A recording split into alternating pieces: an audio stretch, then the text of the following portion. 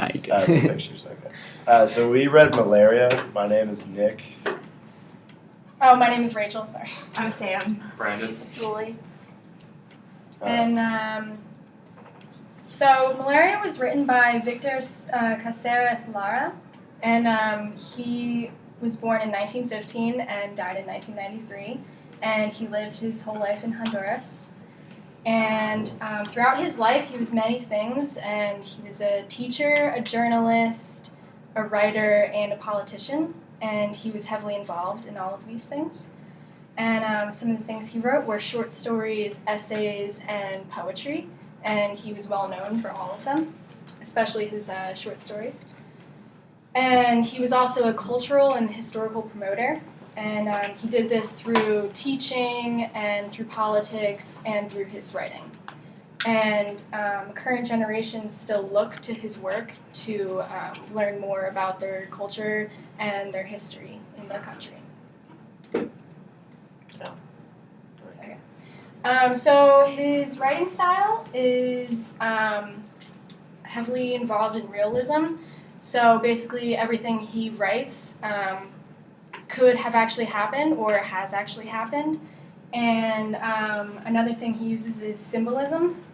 And an example of this in Malaria would be he talks about light, and when he talks about that, he's talking about life. And then he also uses darkness, and when he talks about that, he's talking about death. And he's also incredibly descriptive and heavily talks about the senses and has a lot of emphasis on that. And an example of that in the first paragraph of Malaria, he says, "Night was beginning to cast darkness and anguish in the corners of the dilapidated room where the air entered in strictly rationed quantities and where light, even at the sunniest time of day, never provided full illumination. Outside, as if afraid of being heard, a faucet dripped imperceptibly." And through that, even the first two sentences, it gives you a really good image of where they're at, and you don't even really know that much right now. And another thing that he writes about is, again, like history and culture. And the way he writes, he really wants people to understand the history and the culture at the time. So the story is about a woman with malaria. And malaria is an infectious disease that is carried by mosquitoes. And people with malaria experience fever, chills, and flu-like symptoms. In the early 1900s, malaria was an epidemic in the Western Hemisphere.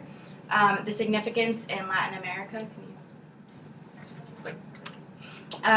So after yellow fever was eliminated in the 1920s, malaria was the main cause of death in the Western Hemisphere.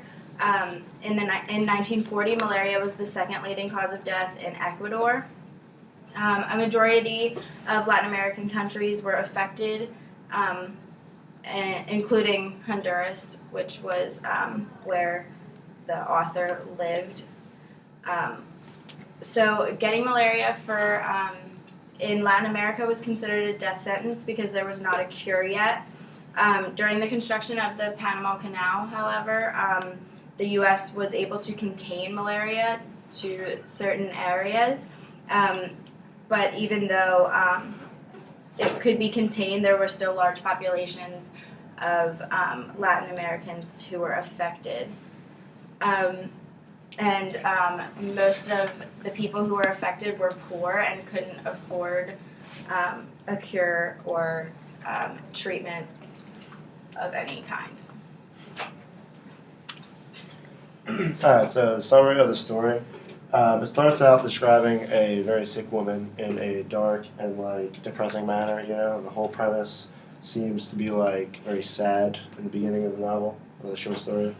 Then a kid starts to beg the lady for bread, and she says, "Shut your trap, you bastard! Nobody here has eaten." And she's kind of freaking out. And then it's starting at nighttime, and the lady has like no oil heat left, or it's like very little, and it's like just painting a very like sad image. And she can hear like people outside going to the bars and stuff like that. Um, and like the next evening, she starts to go out and beg for like food, and like tries to get like a little piece of tortilla or tortilla, and like for pennies at a time so she can eat. Then the author tells you how she was always very kind, and she knew she was dying from malaria. And then later she starts to have like a flashback, you know, because I guess she's dying, so she's like seeing the light, and then like it like shows her whole life. And she remembers like the village she grew up in, and there was like smells of pine cones and like the fresh dew from the grass and all that good stuff. She remembers herself developing as a woman, and she liked being naked. And then it said she met a dude and she fell in love with him, and he promised her like the northern coast, like to go up there and like travel and chill up there. And she was like, "Oh, absolutely, this is awesome." So she was like sold. She loved him. They moved up there. He fulfilled all her hopes and dreams. And then he promised to take her to like parties and go on train rides and like go in the cars and go to the movies and all that fun stuff. Then they arrived in La Lima, where he went out to look for a job, and it said he's like a good like talker, so like he got a bunch of jobs. And then the one job, he worked at a banana plantation, and he was like a weeder and like a cutter, and like he did a bunch of odd ends, spraying pesticides. And then he started to like fall sick with malaria, and he started using whiskey to like cure his disease, you know. Cured it. And then one night he was like fortifying the riverbanks, and the tide like took over and like pulled him in, and he like died, or he like went somewhere in the ocean forever. And then like she was all alone, and she had malaria, and she was in search of a job, so she went to like a brothel and like was like a prostitute or whatever for a while. And she's described as like very sad and miserable and like suffering and stuff towards the end of the novel. And she knew of her imminent death. And then it ends with like happily playing children and says, "Life goes on because it must." And that's the summary. Alright. In terms of themes, some of the main ones was like anti-imperialism, and you see this how when she goes to run off with the man to the coast, he begins describing it as like up there, banana trees grow to be luxuriant, wages are high, and soon we'll make some real money. But then once they arrive, it ends up not being so luxurious, and he works long hours and it's hard work days, and he gets little pay, and then he ends up getting sick and like from malaria. So it kind of like he's like anti-imperialism in that sense, and that's how it's reflected in the story. And then another theme is like desire and greed. And you see this how like the beginning the woman is having her flashback, she's describing her childhood, and her childhood was good, it was happy, like she was nice, sweet, and then she decides to run off because she has this desire to be rich and like have all these other necessities. And like in the beginning, like the descriptive words she uses for her childhood are happy, and then in the present while she's dying and she's like suffering from malaria, it ends up being like bleak and dreary and gloomy, and she even ended up being alone because the person she ran off with passed away. Alright, and then some connection to other readings. It's like connected to gate number 12, and like kind of how both the one who wrote gate number 12 it's they both are like naturalistic writers, and how they're taking like real life situations and kind of writing about them, and how the power structure is like a big thing in the stories, where like so both It's a big thing. it is a big thing. They both like shed light on the hardships faced by those of the lower class, and that's how you see like the power structure divide and how like people are victims in the lower class. In gate number 12, it was like the miners and the dangers of the mines, and like how many people like died from working in them. And then in Malaria, it's those like tempted by the riches and how they go off to like work, but the working conditions are bad. And then even like those victims of malaria who are in the lower class and like can't seek the help or like get well.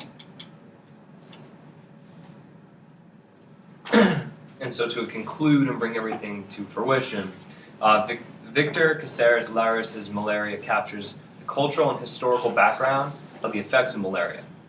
Malaria in the 1940s led to many deaths, and Caceres Lara descriptively writes about the disease in his writing Malaria. Caceres Lara successfully pictures a man and a woman affected by malaria, along with detailed descriptions of the community. Malaria, along with Gate Number 12 and Subterra, displayed naturalism and the hardships of the lower class. As you can see today, a lot of historians and expert writers do refer back to his work due to his descriptive and his ability to capture the cultural and historical sides of Latin America. Thank you. That's Thank it. you. It actually wasn't recorded.